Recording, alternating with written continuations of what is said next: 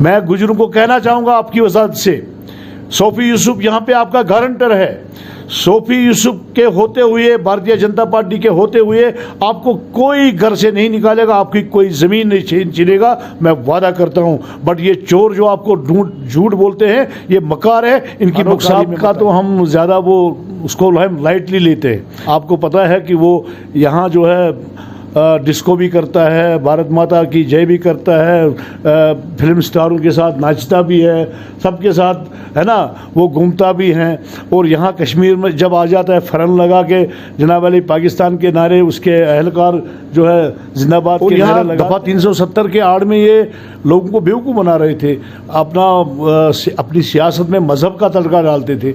मेरे गुजर के मकान के नीचे 4 मरले ज़मीन है। मुझे बताइए चीफ मिनिस्टर के मकान के नीचे 60 कनाल ज़मीन कैसे हो सकती है, वो भी स्टेट लैंड? हम छीन के निकालेंगे उसको और वो गुजरों में बांटेंगे हम। यहाँ जब दिल्ली जाते हैं तो वहाँ दिल्ली में ऐवानों में कहते हैं कि भारत माता की जय।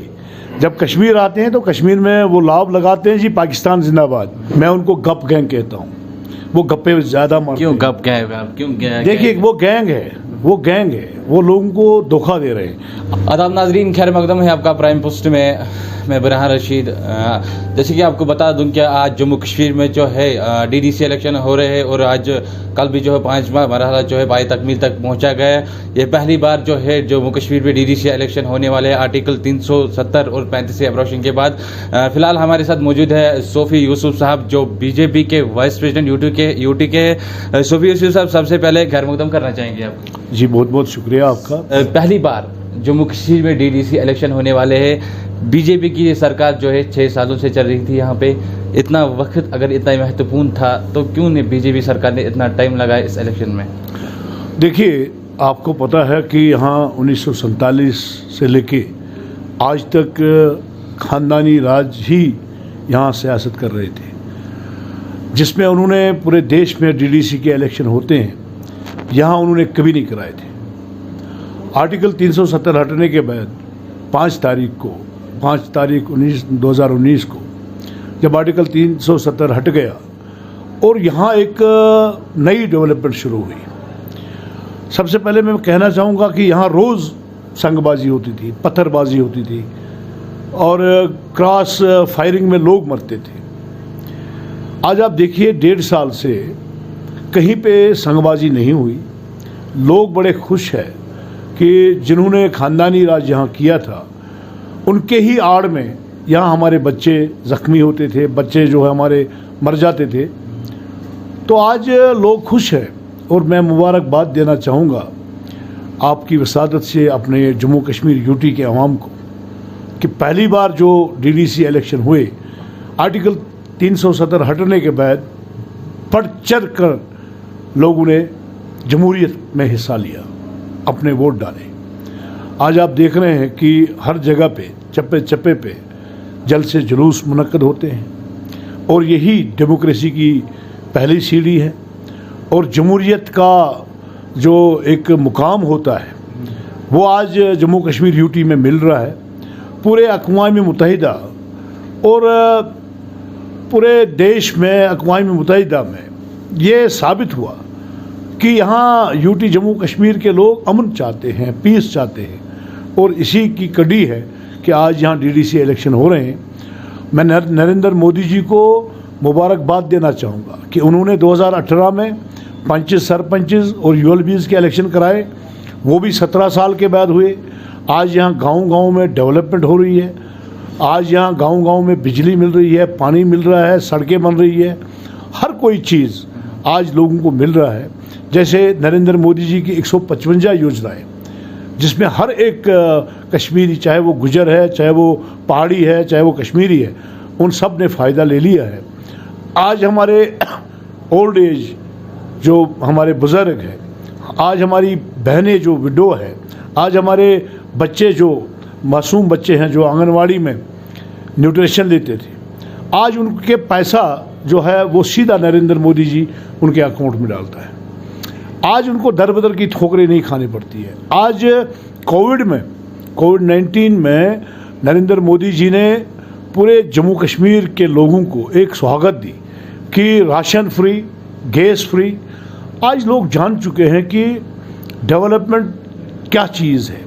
आज डेवलपमेंट हो रही है और इसीलिए भारतीय जनता पार्टी के कैंडिडेट को लोगों ने वोट दिए। जैसे कि आपने कल देखा दक्षिणीपारा कॉन्स्टिट्यूंसी जहाँ मेरी अहलिया इलेक्शन लड़ रही हैं, लोगों ने बहुत आशीर्वाद दिया, उनको बहुत प्यार दिया।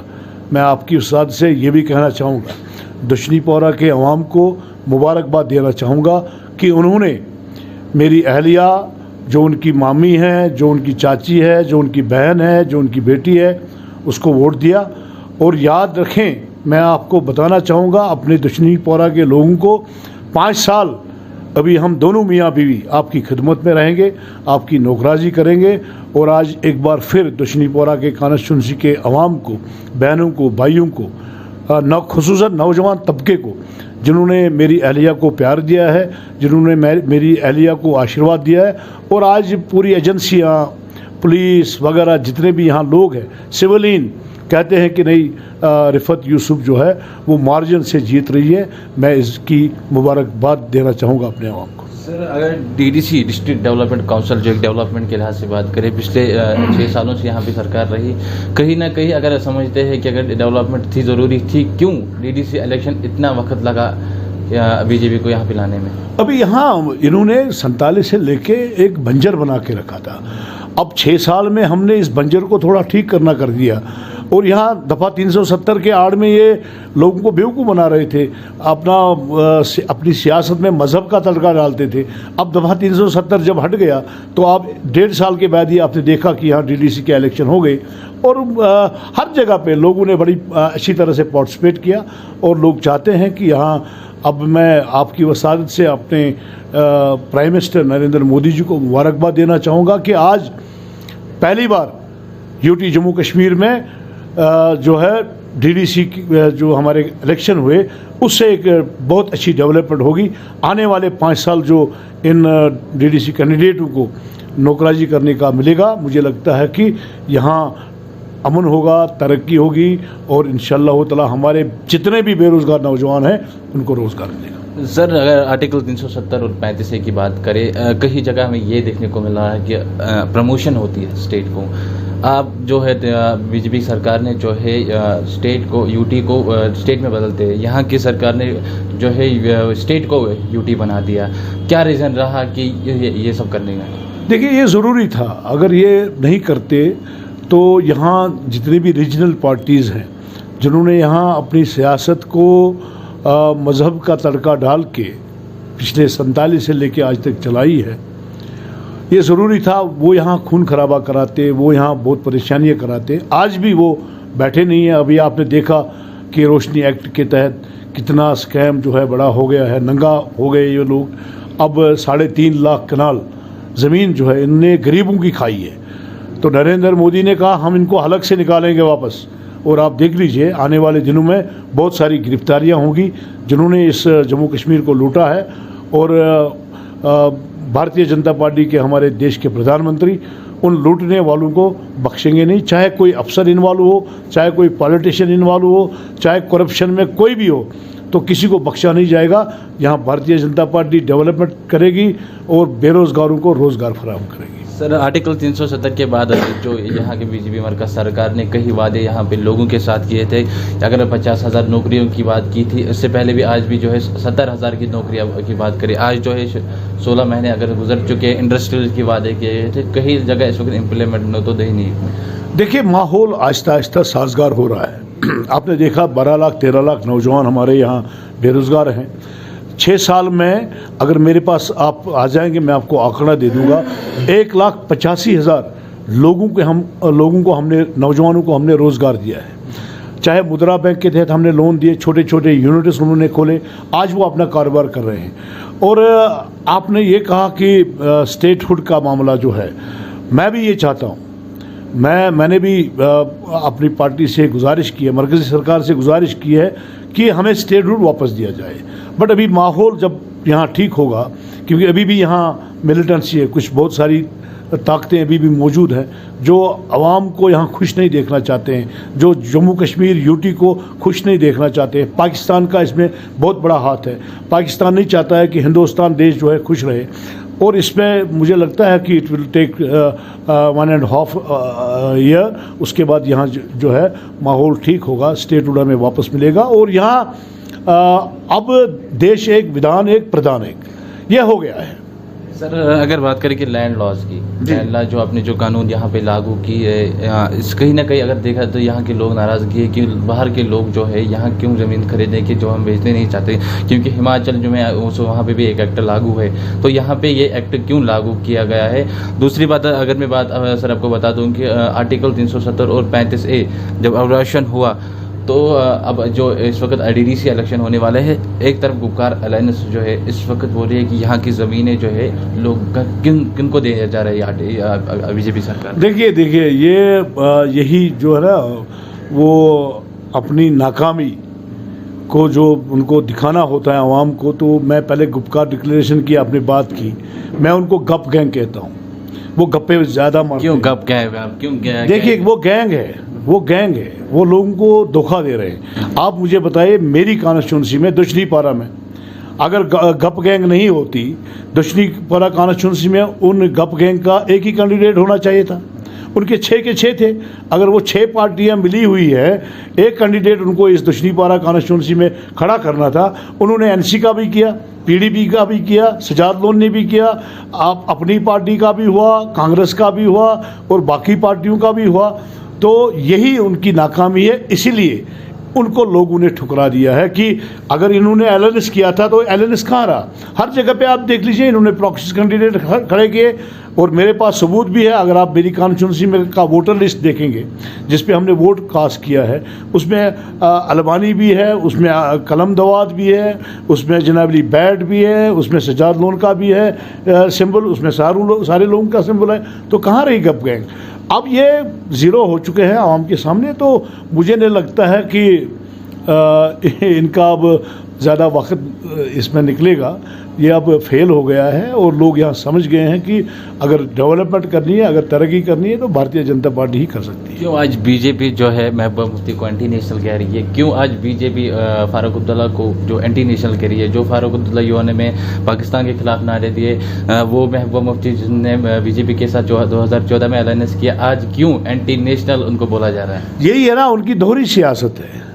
वो पाकिस्तान में यहाँ जब दिल्ली जाते हैं तो वहाँ दिल्ली में ऐवानों में कहते हैं कि भारत माता की जय।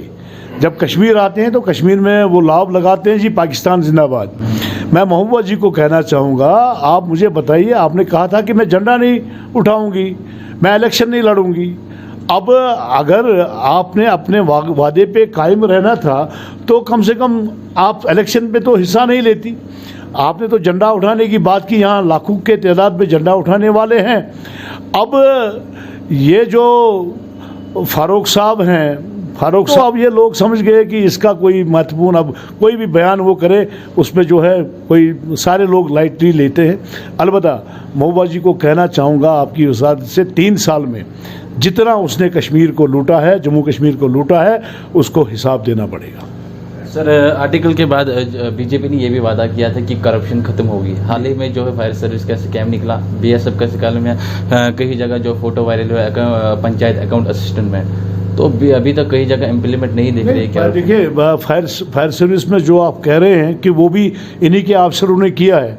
आपने देखा होगा कि बीजेपी ने 165 अफसरों को कहा कि भाई तुम लोग घर जाओ, जो करप्शन में इन्वॉल्व थे उनको नौकरी से निकाल दिया गया है।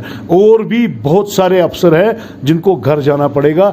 यहाँ हमारे पास बहुत सारे नौजवान हैं जो ईमानदारी से काम करेंगे, जो उनकी जगह पे लगेंगे। आप देखेंगे आने वाले दिनों में जो यहाँ करप्शन कर रहे हैं लोग, उनको यहाँ बख्शा नहीं जाएगा, चाहे वो कोई भी हो, किसी पार्टी से हो या कोई बहुत बड़ा अफसर आईएएस आईपीएस अफसर हो, उनको बख्शा नहीं जाएगा। और यहाँ साफ सुथरा इंशाअल्लाह ताला यहाँ निज़ाम चलेगा। सर अगर बात करें फॉरेस्ट एक्ट कानून लागू की, जो पहले 2006 में जो बाकी स्टेटों में हुई, अब जम्मू कश्मीर में जो है इम्प्लीमेंट नहीं हुई थी, आपकी मरकज सर ने 2019 में किया। डिमोलिशन ड्राइव हुई आपकी एरिया पहलगाम में, जम्मू में हुई, सुजवा में हुई। अगर फॉरेस्ट एक्ट कानून इम्प्लीमेंट नहीं हुआ है यहाँ पे, तो क्यों डिमोलिशन गुजर बकरवाल कमेटी को यहाँ से निकाला जा रहा है? देखिए ये भी इनकी एक चाल है, ये पीडीपी एनसी की चाल है और कांग्रेस की चाल है। ये आपको मैं बताना मैं आपको बताना चाहूँगा, 1947 से लेके हमारे गुजरों को उनका राइट नहीं मिला, उनको हक नहीं मिला। आज भारतीय जनता पार्टी के नरेंद्र मोदी ने हमारे गुजरों को एक ताकत दे दी कि उनकी जहाँ पे भी ज़मीन है वो उनकी मिल्कियत बनेगी, जहाँ पे भी उनका मकान है वो उनका मिल्कियत बनेगा। ये पहली बार 47 के बाद पहली बार हुआ कि गुजरों को अपना राइट मिला, क्योंकि नरेंद्र मोदी चाहते हैं कि गुजर कम्युनिटी के जो लोग हैं ये देशभक्त हैं और इनके साथ इस्तेसाल किया जाता था, इनसे वोट लेता था, ये सियासतदान वोट लेते थे और इनका ख्याल नहीं रखते थे। आप मुझे बताइए, आज गुजरों को फॉरेस्ट एक्ट मिला, ये बहुत बड़ा लाभ है, गुजरों को सौगात है नरेंद्र मोदी जी की कि उनकी जहाँ पे भी ज़मीन है, जहाँ स्टेट लैंड में उन्होंने अपना मकान बनाया है वो उनकी मिल्कियत बनी है। और रिजर्वेशन गुजरों को मिली। आज हमारे अनंतनाग में 6 एमएलए, 2 एमएलए गुजरों के बनेंगे, उनमें से एक मिनिस्टर भी बनेगा। और दूसरा, अब ये पीडीपी, कांग्रेस और नेशनल कॉन्फ्रेंस ये इन गुजरों को आज भी फिर बेवकूफ़ बना रहे। जी बीजेपी आ गई, आपकी ज़मीन छोटी पड़ेगी। मैं गुजरों को कहना चाहूँगा आपकी वजाहत से, सोफी यूसुफ यहाँ पे आपका गारंटर है। सोफी यूसुफ के होते हुए, भारतीय जनता पार्टी के होते हुए आपको कोई घर से नहीं निकालेगा, आपकी कोई ज़मीन नहीं छीनेगा, मैं वादा करता हूँ। बट ये चोर जो आपको झूठ बोलते हैं, ये मकार है, इनकी मकारी में मत आ जाइए। सर, जो डिमोलिशन ड्राइव है इस वक्त किस पे रिस्पॉन्सिबिलिटी है, आपकी मरकजी सरकार पे? नहीं, डिमोलिशन ड्राइव जो चल रहा है ना वो बड़े ठेकेदारों का चल रहा है। देखिए, आपके चीफ मिनिस्टर के मकान के नीचे 60 कनाल ज़मीन है, मेरे गुजर के मकान के नीचे 4 मरले ज़मीन है। मुझे बताइए, चीफ मिनिस्टर के मकान के नीचे 60 कनाल ज़मीन कैसे हो सकती है? वो भी स्टेट लैंड। हम छीन के निकालेंगे उसको और वो गुजरों में बांटेंगे हम। और जिन गुजरों ने यहाँ पे जो है वोट दिए हैं, जिन गुजरों ने मिनिस्टर बनाए, उन गुजरों के साथ नाइंसाफ़ी हो रही है। मैं यही कहना चाहूँगा आपको, 3.5 लाख कनाल जो ज़मीन है वो इन ठेकेदारों ने खाई है। आप ताज मोहिद्दीन को देख लीजिए, ताज मोहिद्दीन कांग्रेस का बहुत बड़ा नेता है, उसके देख लीजिए 1250 कनाल ज़मीन उसके पास है। क्या करना है उसको? हम वो 1250 कनाल छीनेंगे और अपने गरीबों में बांटेंगे। सर, जो रोशनी एक्ट की कानून के तहत जो गुपकार, वही तो फ्रॉड था, रोशनी एक्ट ही फ्रॉड था। मौलाना नबी आज़ाद के वक्त पे इन्होंने रोशनी एक्ट बना के ये ज़मीनें हड़प दी। देखा जाए बीजेपी की कहीं कदावर नेता को भी नाम आ रहे हैं, लेकिन अभी तक जो है देखा नहीं जा रहा। लेकिन कह रहे क्या अगर बीजेपी के कदावर नेता भी आएंगे उन पे जो मैं कह रहा हूँ कि जो भी स्कैम में इन्वॉल्व है, चाहे वो नेशनल कॉन्फ्रेंस का है, कांग्रेस का है, पीडीपी का है, अगर कोई बीजेपी का जैसे आप कहते उसको भी बख्शा नहीं जाएगा। सर, ग्राउंड की बात बताऊं कि यहाँ की युवा जो है कई सालों से परेशान है। आप लोगों ने भी कई वादे किए थे लेकिन अभी तक इम्प्लीमेंट नहीं हो रहे हैं। नौजवानों की बात क्यों नहीं हो रही है? बार बार सिर्फ गुपकार, अगर गुपकार है ही नहीं कुछ, क्यों आप एक सेंटर से भी कमिट आ रहे हैं, आपकी तरफ से भी बयानबाजी आ रही है? अगर गुपकार है ही नहीं तो गुपकार का कहीं ना कहीं खौफ तो नजर आ रहा है। गुपकार है ही नहीं तो हमें खौफ किस बात की है? बयानबाजी हमें खौफ इस बात की है कि यहाँ 12 लाख 13 लाख नौजवान इन्हीं गैंग वालों ने यहाँ बेरोजगार करके रखे हैं। हमारा खौफ इस बात का है कि इन्होंने यहाँ डेवलपमेंट नहीं की है। हम चाहते हैं कि उन 13 लाख नौजवानों को रोज़गार फराहम हो। अभी आप देख लीजिए, 1,85,000 नौजवानों को मुद्रा बैंक के तहत बाकी छोटे छोटे यूनिट्स उन्होंने खोले, वो अपना रोज़गार कमा रहे। और ये वादा बंद हम हैं, जितनी भी 3.5 लाख कनाल ज़मीन है उसमें हम इंडस्ट्रियल सेक्टर करके यहाँ इंडस्ट्री बहुत बड़ी इंडस्ट्रियाँ लाएंगे और यहाँ का ही जवान उसमें नौकरी लगेगा और यहाँ के ही जवान को रोज़गार मिलेगा। सर, बीजेपी यहाँ की युवाओं की जॉब्स के लिए कहाँ तक पहल करेगी? अभी 10,000 आपने देखा कि पहली वैकेंसी हो गई, अभी 25,000 और आने वाली हैं। सबसे पहली बात आपको मैं कहना चाहूँगा कि यहाँ इन चोरों ने, जिनको हम चोर कहते हैं, 62,000 कैजुअल लेबरर्स को अपॉइंट किया और वो भी जब ये एमएलए थे, मिनिस्टर थे, लो जी तुम्हारी नौकरी हो गई, उसको ईद के दिन वो 2000 रुपये तनख्वाह देते थे और कोई तनख्वाह नहीं था। कल हमारे बहुत बड़े नेता डॉक्टर जितेंद्र सिंह ने अनंतनाग में ऐलान कर दिया कि 62,000 जो कैजुअल लेबरर्स हैं उनको हम परमानेंट जॉब दे देंगे। तो ये बहुत बड़ी बात है और आहिस्ता आहिस्ता सारे नौजवानों को रोज़गार मिलेगा, हम वादाबंद हैं। सर आखिर में एक वाइस प्रेसिडेंट के नाते, यूटी के वाइस प्रेसिडेंट हो, लोगों की तरफ से क्या मैसेज रहेगी, क्या रुझान रहेगी जो लोगों के साथ कई सालों से धोखा मिला है? इलेक्शन भी हो रहे हैं, क्या ये इलेक्शन वहीं तक महदूद रहेंगे या कुछ अब जो है डीडीसी इलेक्शन इम्प्लीमेंट होगी इस जम्मू कश्मीर में? देखिए अभी डीडीसी इलेक्शन चल रहे हैं, 5वां फेज़ तो अब इख्तिताम हो गया है, 8 फेज़ का है। उसके बाद आप देखेंगे यहाँ डेवलपमेंट शुरू हो जाएगी। डेवलपमेंट इतनी ऊंचाई छुएगी, पूरी दुनिया देखती रहेगी। और दूसरा, आपकी वजाहत से जो आपने मुझे सवाल कहा कि आवाम को क्या कहना चाहेंगे, मैं आवाम को एक बात कहना चाहूँगा आपकी वजाहत से। भारतीय जनता पार्टी वादाबंद है। भारतीय जनता पार्टी आपकी ज़मीन छीनेगी नहीं। भारतीय जनता पार्टी आपके बेरोज़गार नौजवानों को रोज़गार फराहम करेगी। भारतीय जनता पार्टी यहाँ डेवलपमेंट करेगी। भारतीय जनता पार्टी यहाँ बिजली जो है 24 घंटे दिलाने के वादा करती है। भारतीय जनता पार्टी 2022 तक ये वादाबंद है कि हम हर एक को घर बनाएंगे, हर एक को बाथरूम फराहम करेंगे, हर एक की डेवलपमेंट में भारतीय जनता पार्टी खुश है। भारतीय जनता पार्टी के ओर से बीइंग ए वाइस प्रेसिडेंट और कश्मीर डिप्टी इंचार्ज सोफी यूसुफ अपने कश्मीर कौम को वादाबंद हूँ कि मैं भारतीय जनता पार्टी का कोई भी कार्यकर्ता है, कोई भी कैंडिडेट है, वो आपकी नौकराजी करेगा। हम आपके लिए बने हैं, हम आवाम की खिदमत के लिए बने हैं। चलिए, हमारे साथ मौजूद थे सोफी यूसुफ साहब जो यूटी के वाइस प्रेसिडेंट है। आने वाला वक्त ही तय करेंगे कि डीडीसी जो इलेक्शन है वो किस तरफ रुख करेंगे। एक तरफ गुपकार जो है शनाख्त का नारा दे रही है, दूसरी तरफ बीजेपी जो है विकास का नारा रखी। आने वाला ही वक्त फैसला के लिए। फिलहाल मुझे दीजिए, मैं बुरहान रशीद, प्राइम पोस्ट, सरगोफारा, अनंतनाग।